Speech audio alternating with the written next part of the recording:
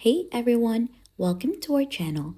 In today's video, we'll learn how to make your Twitter or X account private, easy tutorial. So for us to be able to begin, just make sure that you're logged in onto the right Twitter account or X account. Right after, just click onto the profile icon onto the upper left corner of the screen. Once you're in here, just scroll down until you find in Settings and Privacy. Right after here on Settings and Privacy, you'll just have to scroll down until you find in Privacy and Safety. Click onto that. Right after, click onto Audience and Tagging. Now, you should be able to see Protect Your Post. So if you turn that one on, it will only show your post to people who follow you. If selected, you will need to approve each new follower. Also, if you click on to protect your videos, if selected, videos you post or send via DMs will not be downloadable by default.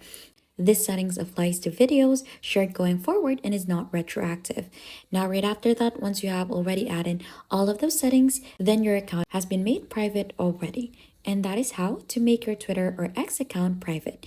And if you think this has been helpful, don't forget to hit the like, subscribe, and we'll see you on to our next video.